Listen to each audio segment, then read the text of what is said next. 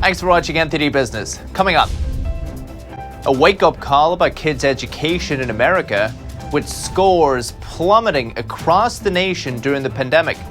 We take a look at the United States' first report card since 2019. And the United Kingdom has a new prime minister. We explore his ties to China and how the Chinese Communist Party may try to influence him.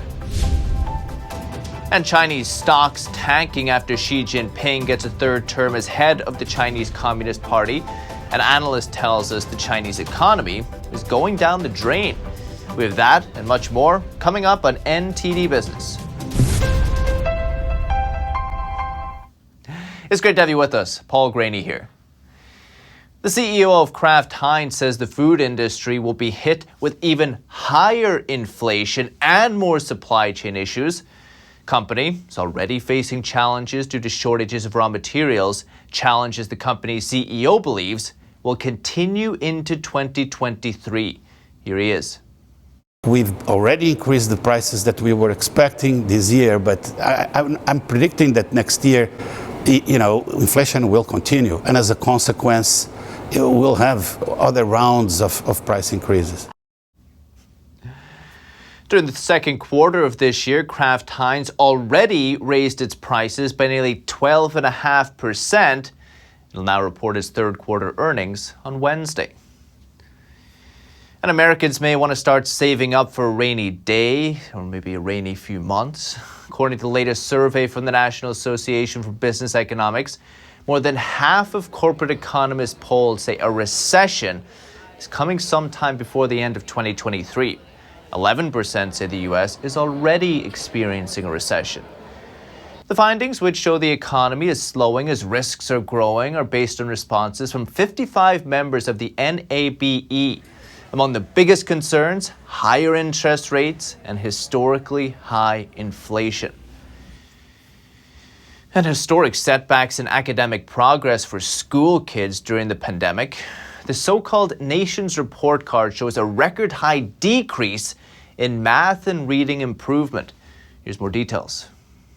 The National Assessment of Educational Progress, known as the Nations Report Card, tested hundreds of thousands of 4th and 8th graders across the United States this year. It was the first time the test had been given since 2019. It's seen as the first nationally representative study of the pandemic's impact on learning. It found that across the country, math scores saw their largest decreases ever in the history of the test, which began in the 60s. Nearly 4 in 10 8th graders failed to grasp basic math concepts. Reading scores dropped to 1992 levels, and not a single state saw a notable improvement in their average test scores. Jonathan Butcher is the Will Skillman Fellow of Education at the Heritage Foundation. He says prolonged school closures significantly affected this historic decline, and that it could have been prevented. It's not just that students were away from the traditional schooling formula that they'd had for many years. It's that some districts, and in particular teacher unions and special interest groups, kept teachers and students from going back to in-person learning when science and families and even district officials had decided that it was safe to do so. He says that on the other hand, Catholic schools saw either no decline or only a slight decline in 8th grade math, scoring much better than the average. Catholic schools, about 90% of them were open during the pandemic. Private schools were the first to go back to in-person learning.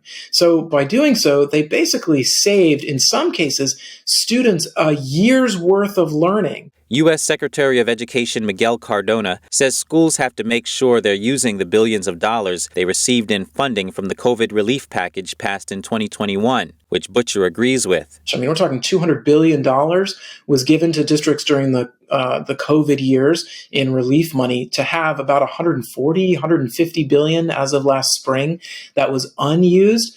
We certainly should be asking, wait a minute, if it was so essential for districts to have that money to prevent these results that we just saw, why didn't they use it? Secretary Cardona says this is a serious wake-up call to strengthen education efforts. Reporting by Arian Pastar, NTD News. Bad news, but the good news is U.S. stocks rallied today. The Dow added 417 points, 1 3/10%. S&P 500 rose 45 points, 1 2/10%. And the Nasdaq gained 93 points, about 0.9% today. And Rishi Sunak is the United Kingdom's next Prime Minister. He's now leader of the world's sixth largest economy. Here's a bit of his first address as Prime Minister designate. It lasted all of 1 minute. I'd like to pay tribute to Liz Truss for her dedicated public service to the country.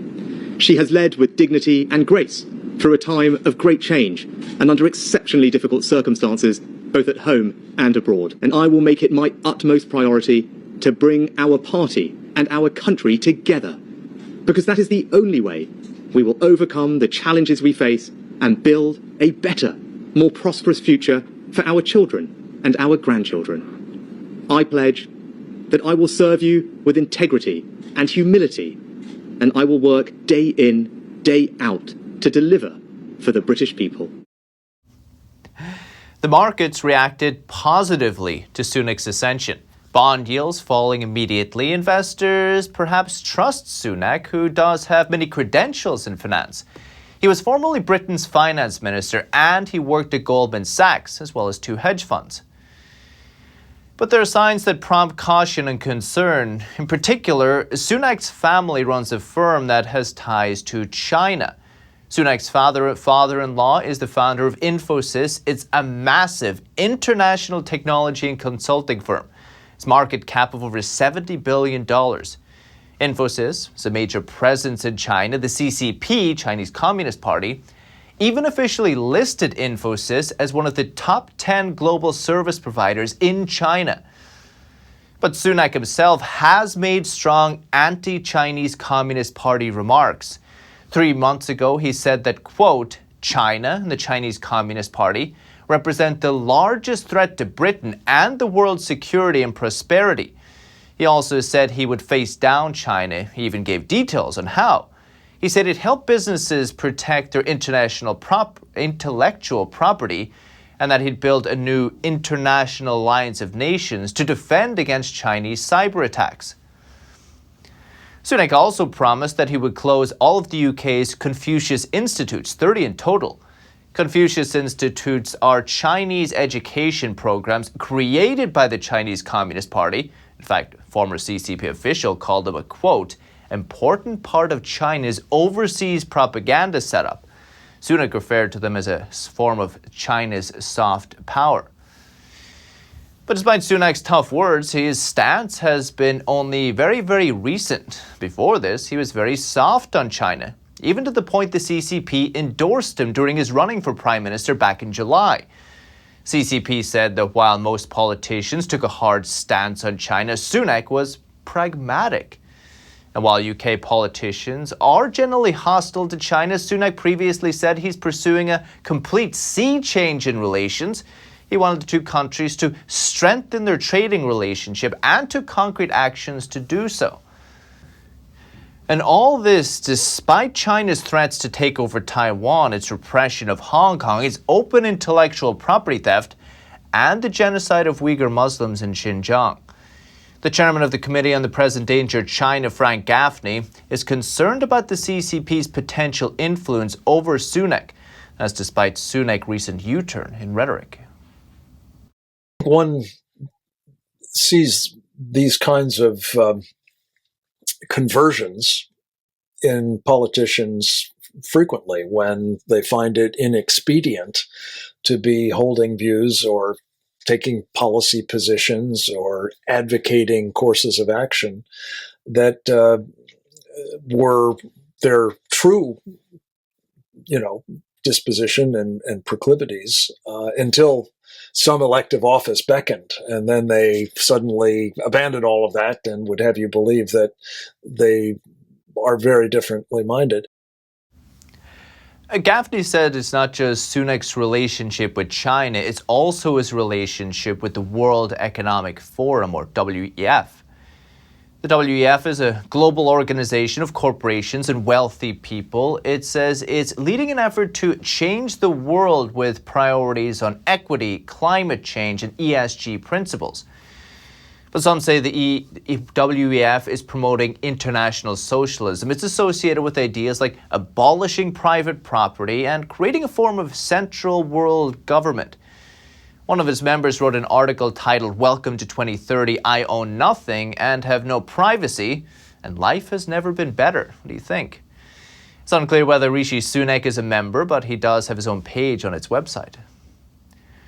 Meanwhile, Sunak's family business Infosys is an official partner of the World Economic Forum. The WEF has openly praised Infosys, calling it a, quote, global leader in next-generation digital services. The company's CEO has written articles for the forum. The topics include his support for central bank digital currencies, as well as unique digital identities from which people can conduct financial transactions. He's even praised the Chinese Communist Party many times. We'll continue to follow Mr. Sunak closely and update you on everything that happens. And turning to China, U.S.-listed Chinese stocks tumbled after CCP head Xi Jinping secured a third term as leader of the communist regime. Major Chinese stocks like Alibaba and Tencent saw double-digit declines today. Hong Kong's Hang Seng Index had the biggest one-day decline since the global financial crisis, foreign investors pulling some $2 billion out of China's domestic market. Investors were perhaps taken aback by the surprising consolidation of power under Xi. The new Politburo Standing Committee is made up entirely of Xi allies now. The Politburo Standing Committee is the most powerful decision-making body in the Chinese Communist Party. Now, there's essentially no opposing voices to Xi in the Politburo. Chief investment strategist at CFRA Research New York said that investors are worried about what could happen to the economy now with fewer and fewer checks on the power that Xi Jinping has. And here to talk about the market's reaction to Xi Jinping getting a third term is Brian McCarthy. He's the chief strategist at MacroLens. Brian, thanks for joining us. So Xi Jinping just got a third term, and what's interesting is the market's reaction to that. Today, the Hang Seng Index saw the biggest single-day decline since the global financial crisis. U.S.-listed shares of Chinese stocks like Alibaba, Tencent also tumbled. Why do you think this is happening? To be honest, I'm very surprised that people were so very surprised at the outcome of the Party Congress. And I think the signal, again, it's been clear, but the market was just hit in the face with it, with the, what we saw over the weekend. We might also mention the Hu Jintao, the previous president of China, getting basically removed from the proceedings for reasons we know not why. But the symbolism there of out with the old, in with the new was pretty stark. So I think there are two problems. The market now realizes that Xi Jinping is not as worried about the property market and the economic slowdown as market practitioners would like to see him be worried, because he doesn't really care. He doesn't really care, is my contention. He has bigger fish to fry with this technological war with the U.S. He's involved in a proxy war with the West via his support for Russia and Ukraine. There's this big global effort where both poles effectively want to make sure they have adequate control of resources should a more stark decoupling unfold. And he really can't be bothered with whether the property market comes back in 6 months or not. And I think the message that is now abundantly clear is, if people don't like that, tough tiddlywinks. He doesn't care. And I don't really know where this kind of optimism continues to come from, that China has not abandoned the course of economic and market reform, because it's been obvious for months and months and months, if not longer, that Xi Jinping was no longer on that course. So I guess the market reaction is simply perhaps the finality of it, that now we have all now been hit in the face with this reality that's been right there for everyone to see for quite some time. Where do you see the Chinese economy going? The same place I saw it going before this weekend, and the same place I discussed with you on many occasions I see it going, down the tubes. I mean, there's no plan B. So there's no reform. I mean, if you want to talk broadly, Xi Jinping's plan B is to develop homegrown technologies and become self-reliant. This is a pipe dream on anything other than probably a multi-decade time frame. So in the time frame that is relevant to investors and your viewers, the Chinese economy is going down the tubes. If they don't do credit stimulus, there is no plan B. There's no reform. There is no moving to a more consumption-based economy, because all that involves marketizing.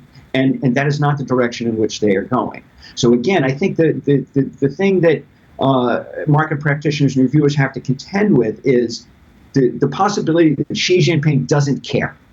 And I think this is one thing that people have really missed. That, if they don't grow 5%, he's going to lose his support. No.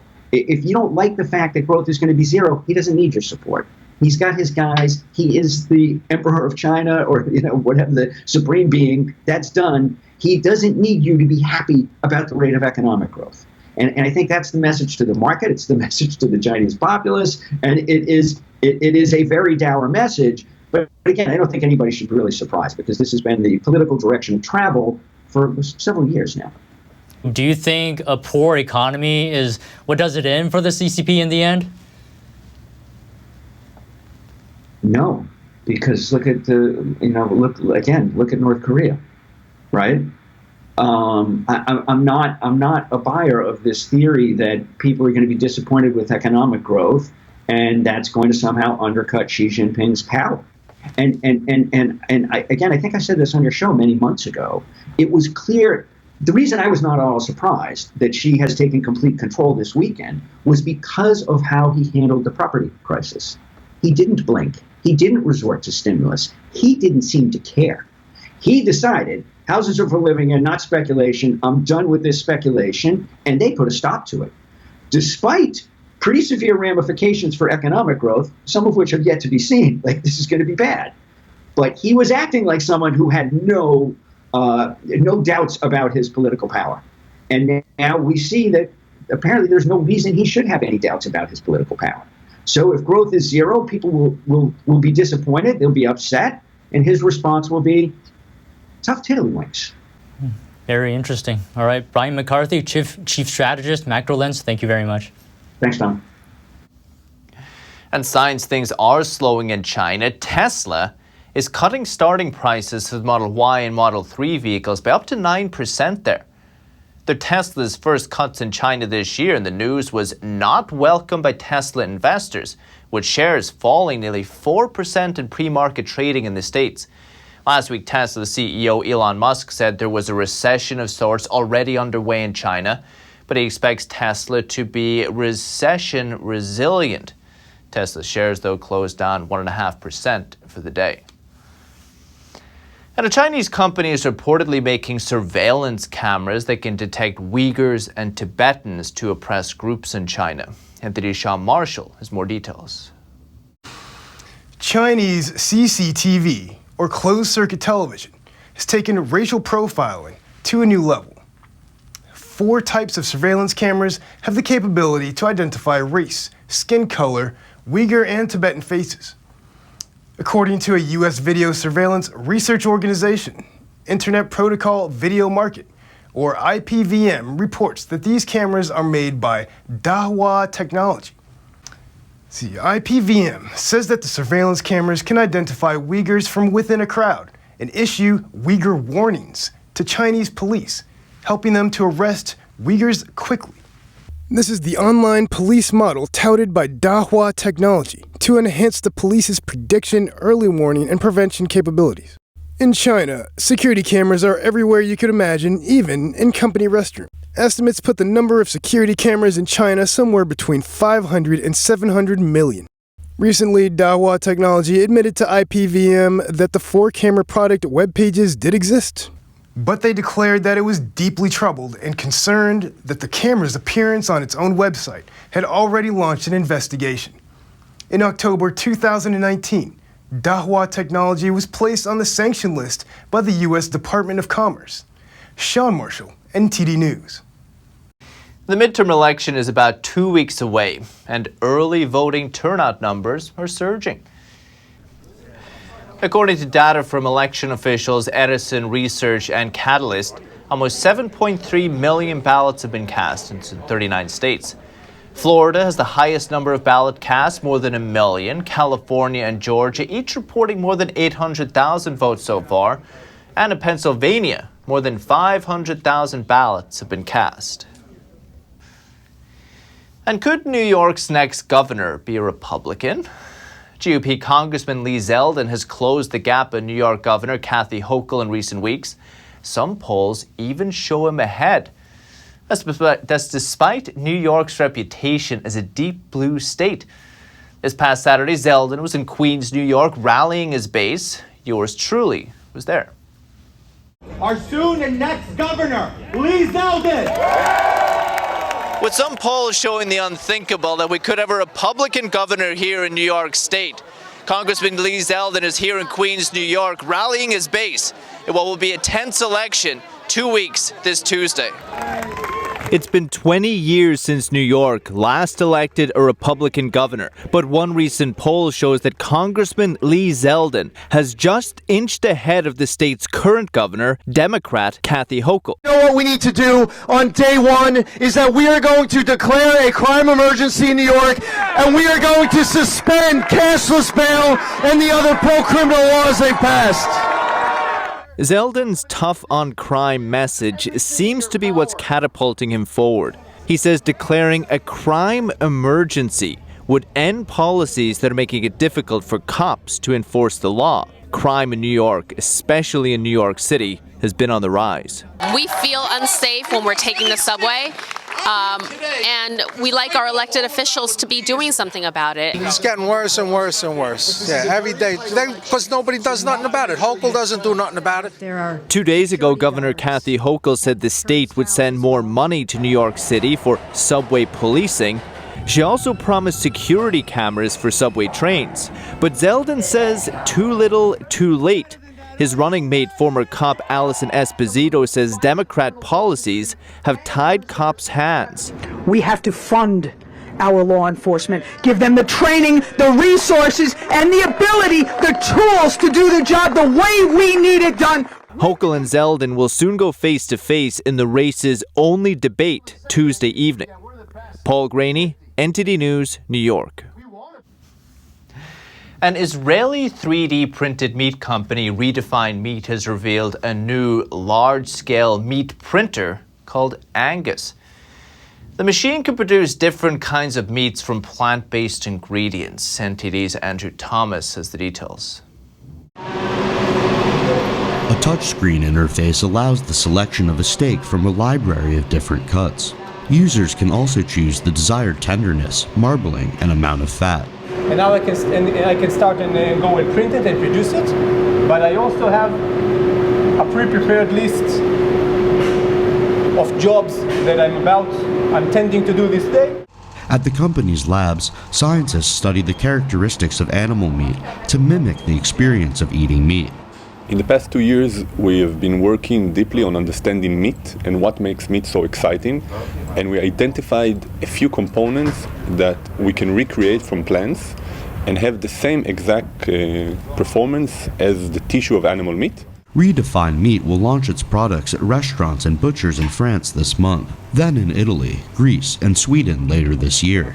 Its new meat is currently available in almost 1,000 restaurants in Israel, Britain, the Netherlands, and Germany. Produce today a range of products, much more than just one steak, much more than just one printer.